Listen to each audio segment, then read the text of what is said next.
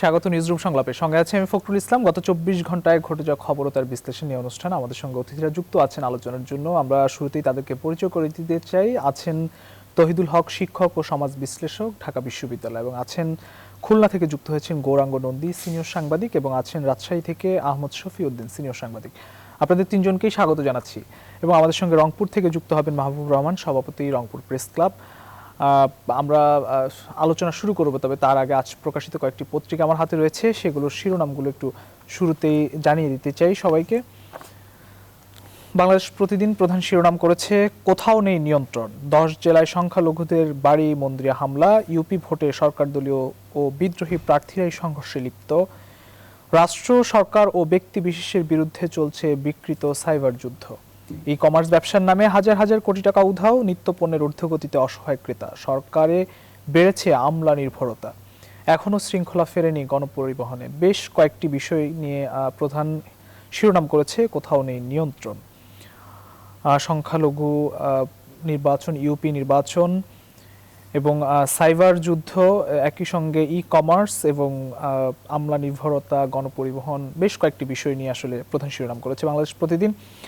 এগুলো নিয়ে আমরা আলোচনা করব, তবে আরও কয়েকটি শিরোনাম আছে দেখি। ক্ষত শুকায়নি পীরগঞ্জে, সারা দেশে হামলাস্থলগুলোয় জিরো টলারেন্স পুলিশ। সারা দেশে আওয়ামী লীগের সম্প্রীতি সমাবেশ ও শান্তির শোভাযাত্রা, ভয় নেই পাশে আছি। ধর্ম নিয়ে বাড়াবাড়ি নয় প্রধানমন্ত্রী।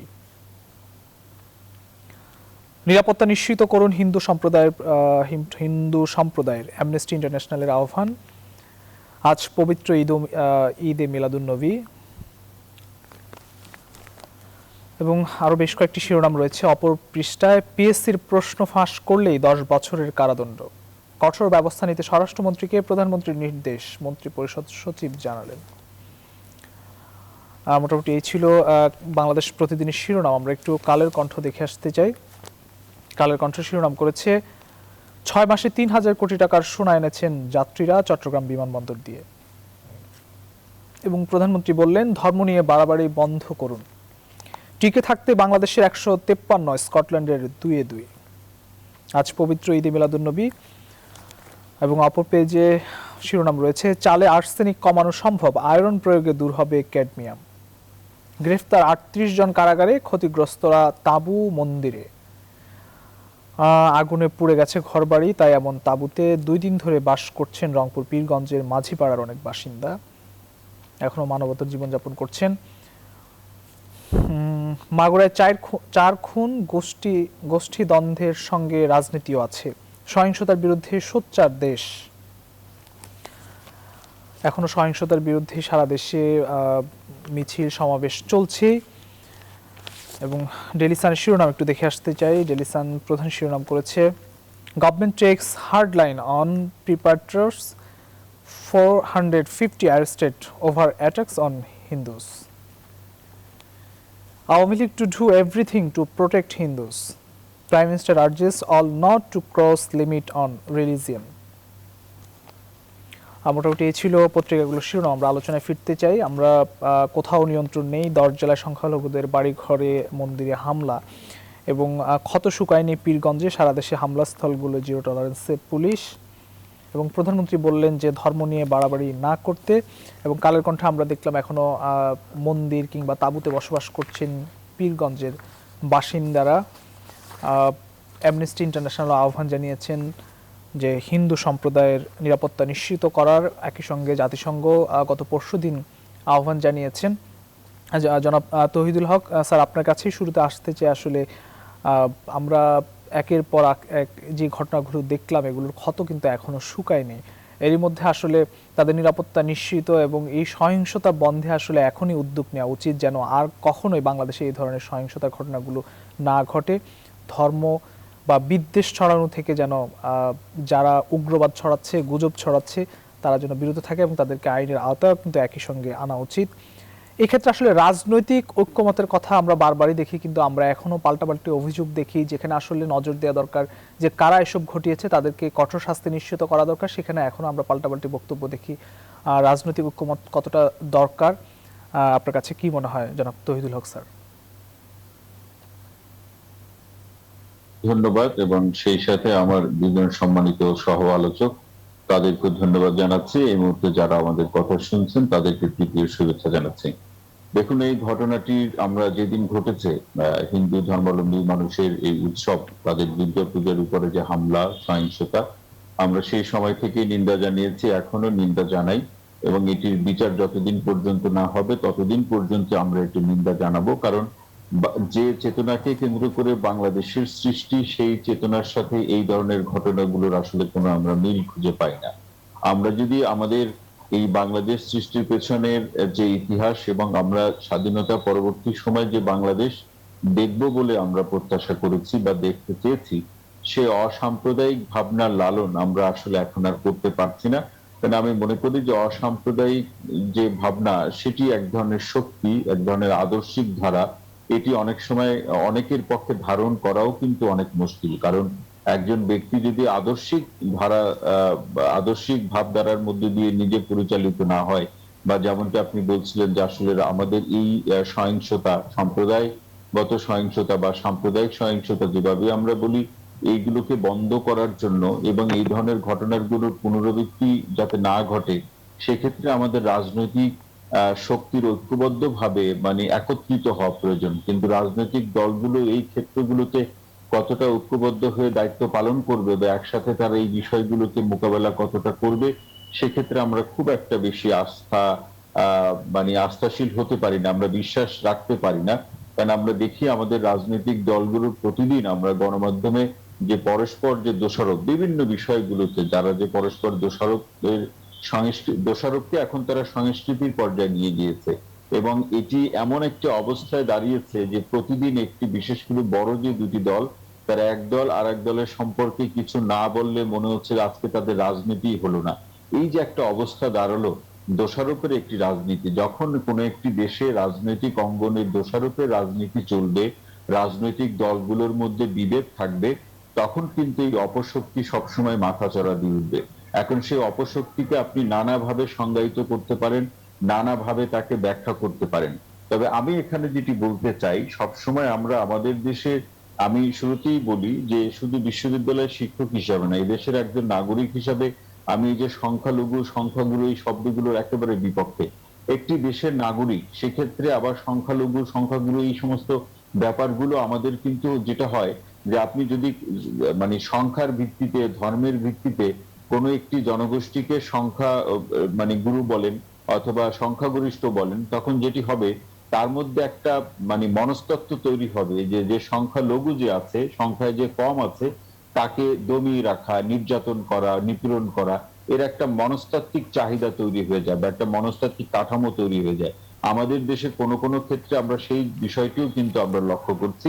এই জায়গাগুলোতেও আমাদের পরিবর্তন প্রয়োজন। আর একটা বড় বিষয় হলো, একটা সময় এখানে যে দুই ভাই আছেন, আমার থেকে তারা আরো বেশি ভালো জানেন, আরো বেশি দেখেছেন আমাদের সামাজিক কাঠামো, আমাদের সমাজতত্ত্ব, সংস্কৃতির ধারা উপধারা এবং ব্যক্তি জীবনের চর্চা। একটা সময় একটা নাটক ছিল খুব জনপ্রিয়, আমরা সবাই দেখেছি, কোথাও কেউ নেই।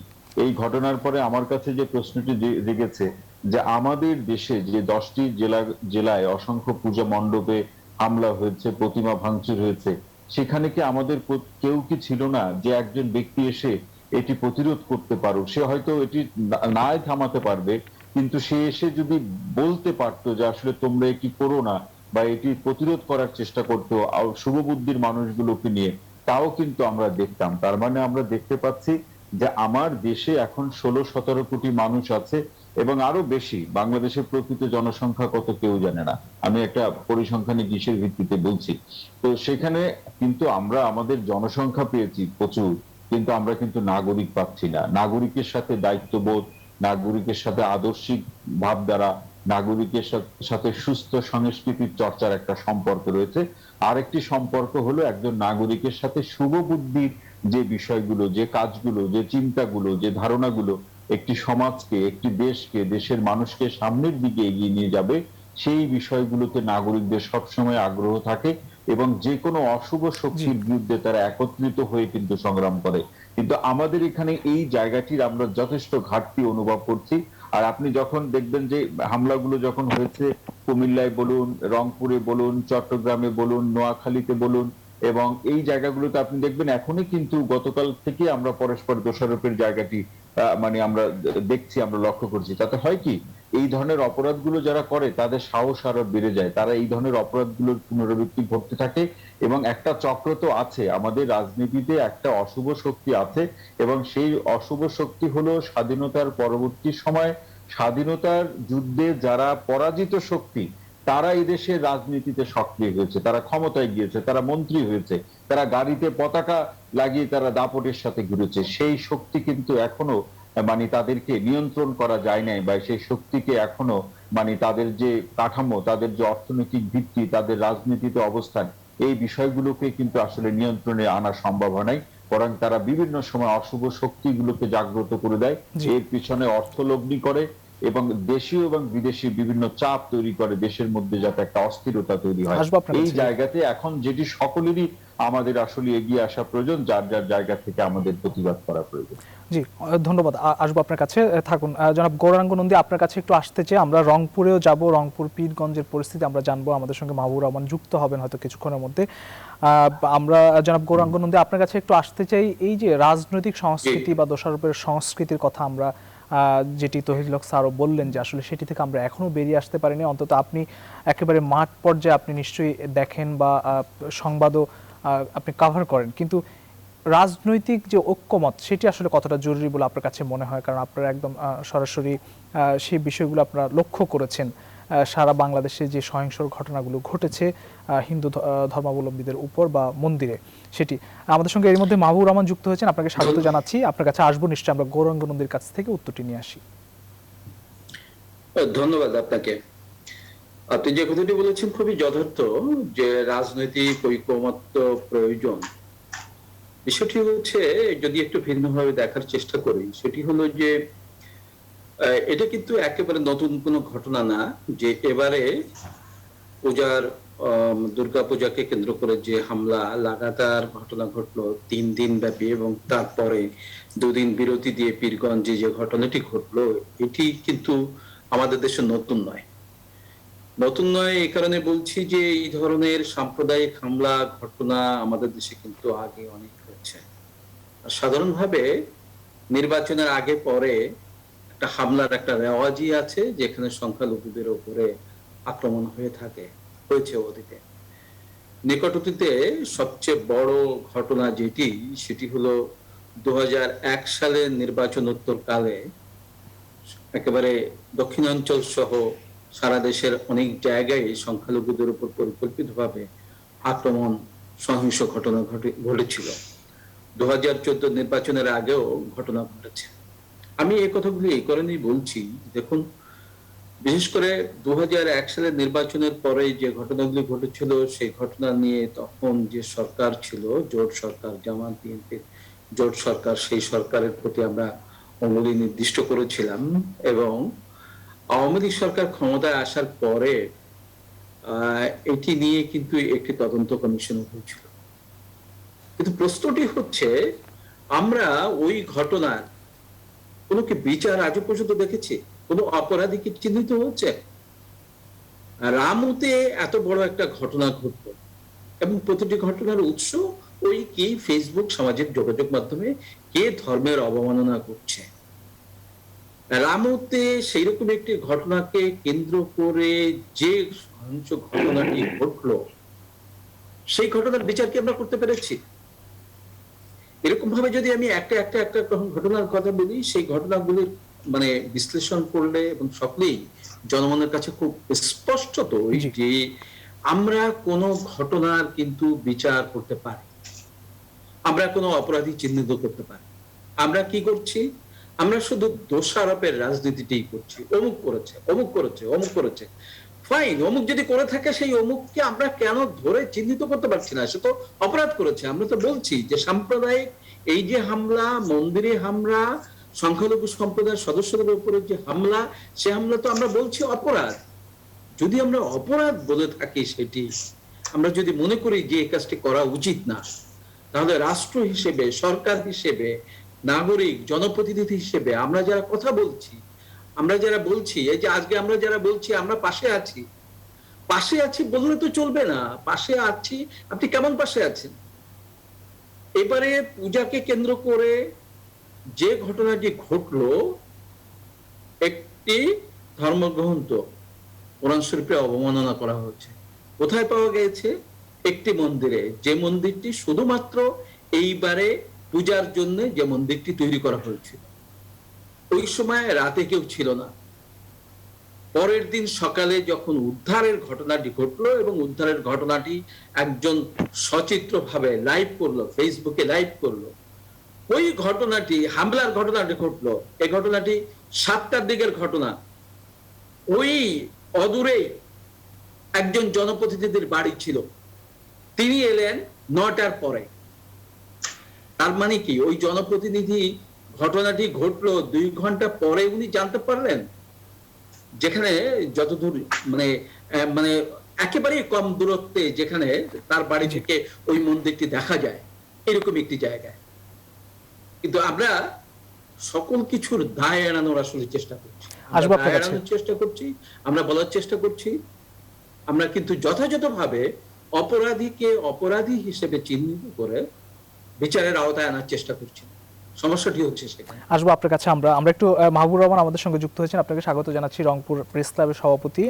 আমরা একটু পীরগঞ্জের ঘটনাটি, সেখানে আসলে এখন কি পরিস্থিতি? আমরা পত্রিকায় দেখছি, আজকের পত্রিকায়, যে এখনো মানুষ সেখানে তাঁবু কিংবা মন্দিরে বসবাস করছেন, তাদের ঘর বাড়ি তো জ্বালিয়ে দেওয়া হয়েছে, সেখানে তাদেরকে সহায়তা দেওয়ার কথাও বলা হয়েছে।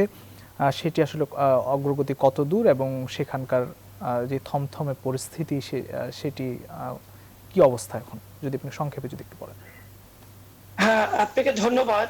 আজকে সেখানে স্পিকার এসছেন, তারপর আমাদের তথ্যমন্ত্রী এসছেন। সেখানে তারা এই লোকজনকে শান্ত থাকার জন্য এবং লোকজনের সাথে সৌহার্দ্য সম্পূর্ণ বজায় রাখার জন্য আহ্বান জানিয়েছেন। সাবেক মন্ত্রী আমাদের হাসানুল হক ইনু এসেছেন এবং ভারতীয় ডেপুটি হাই কমিশনার রাজশাহী থেকে তিনি এসেছেন। এছাড়াও হিন্দু সম্প্রদায়ের নেতৃবৃন্দ, নিমচন্দ্র ভৌমিক হিন্দু বৌদ্ধ খ্রিস্টান পরিষদের যিনি সভাপতি, তিনিও এসেছেন। তো সকলেই সেখানে পৃথক পৃথক লোকজনের সাথে সমাবেশ করেছেন, কথা বলেছেন, আলোচনা করেছেন।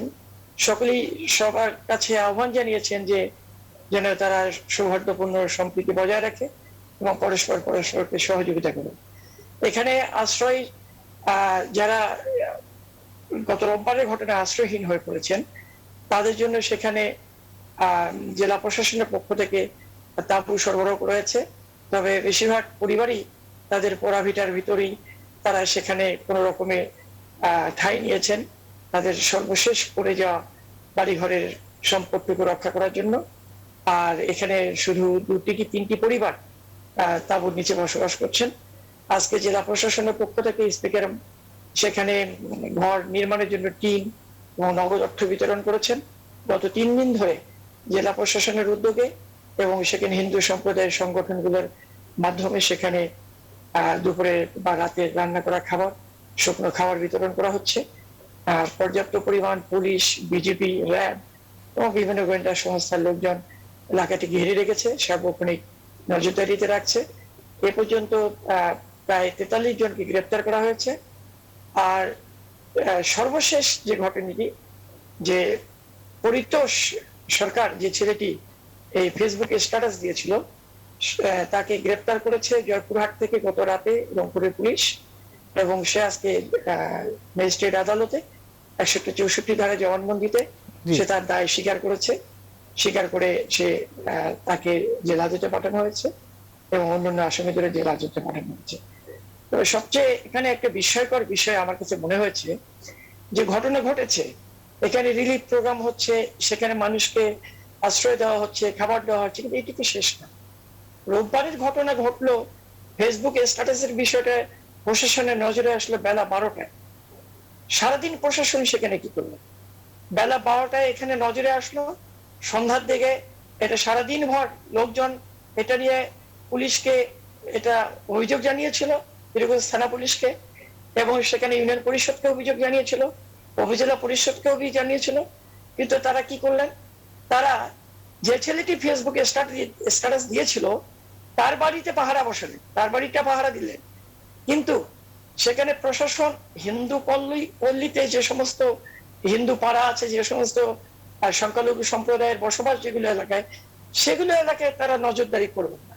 সন্ধ্যার সময় তারা একটি এই সমঝোতাপূর্ণ বৈঠকের জন্য বৈঠক ডাকলেন, কিন্তু এর মধ্যেই এলাকার দুটি মসজিদে মাইকে ঘোষণা দিয়ে লোক জড়ো করে পার্শ্ববর্তী জেলা গাইবান্ধার থেকে, সাদুল্লাপুরের এলাকা থেকে, পলাশবাড়ি এলাকা থেকে বিভিন্ন লোকজনকে জড়ো করে সেখানে হামলা চালালো।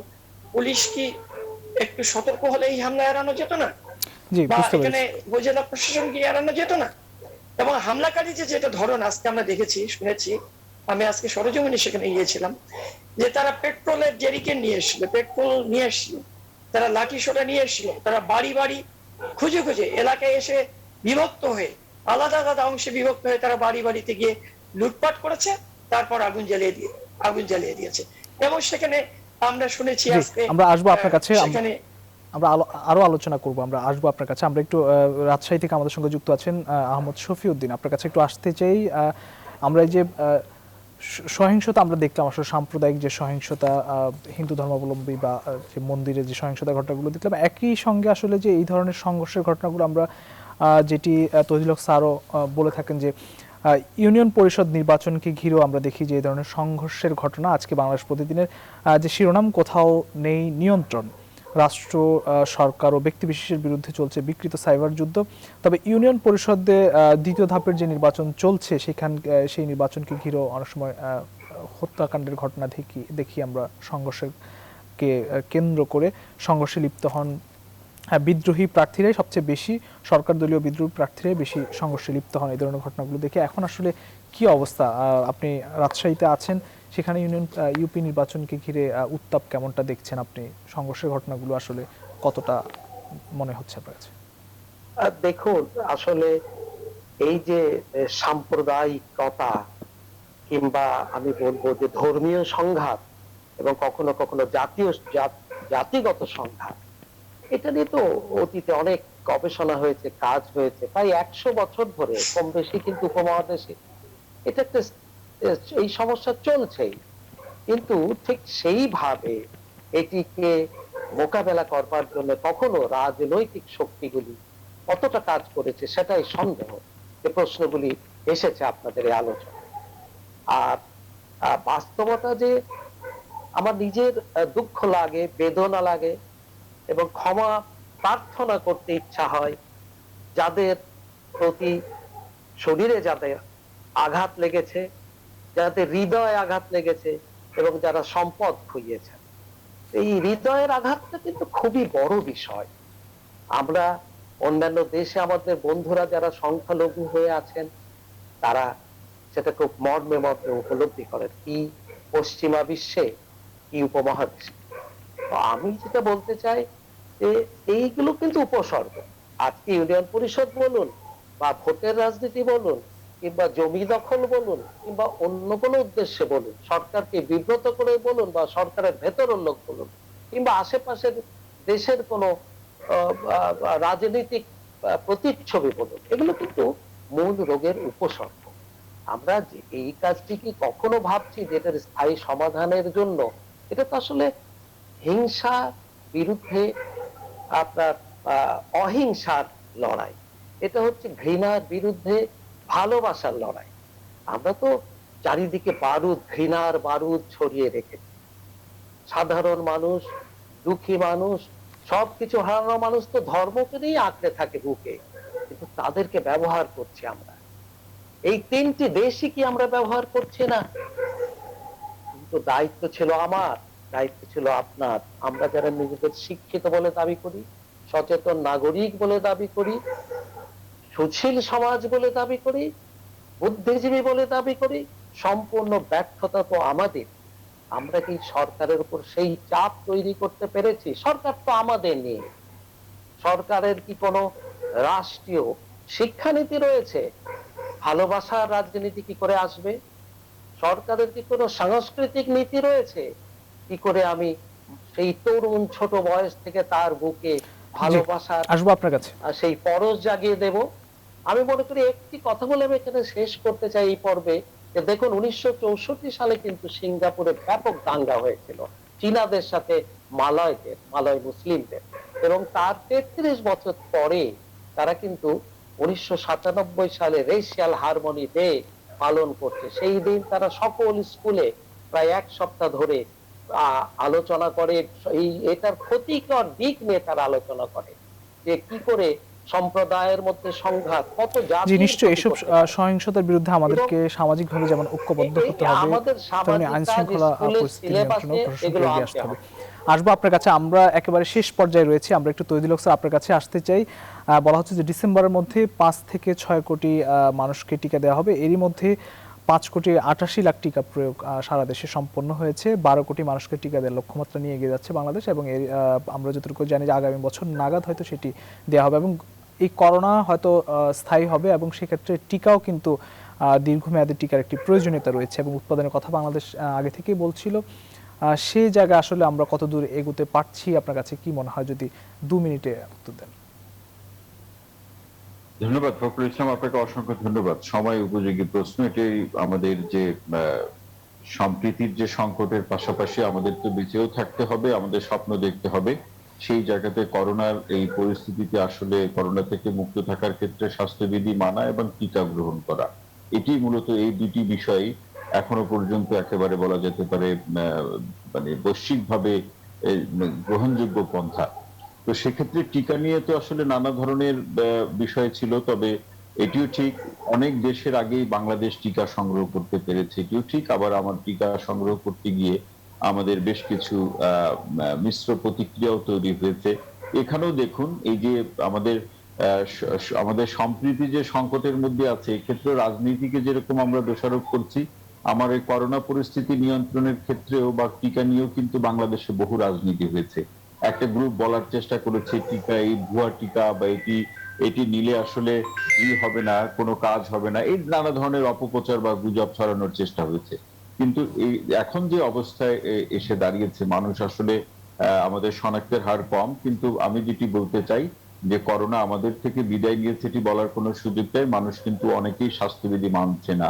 আমি আজকে একটা রিপোর্ট দেখলাম, 80% মানুষ বাংলাদেশে ঠিক মতো, অর্থাৎ তাকে যে সময় ধরে যে প্রক্রিয়া বা পদ্ধতিতে হাত পরিষ্কার করতে হবে, হাত ধুইতে হবে, সেটি কিন্তু সে কোনোভাবে মানে পরিষ্কার করছে না। 80% মানুষ কোন রকম সাবান দিয়ে একটা অর্থাৎ দায় সারা টাইপের আচরণ করছে। এইগুলো কিন্তু পরিহার করতে হবে, কারণ এটা আবার যে কোনো সময় বেড়ে যেতে পারে।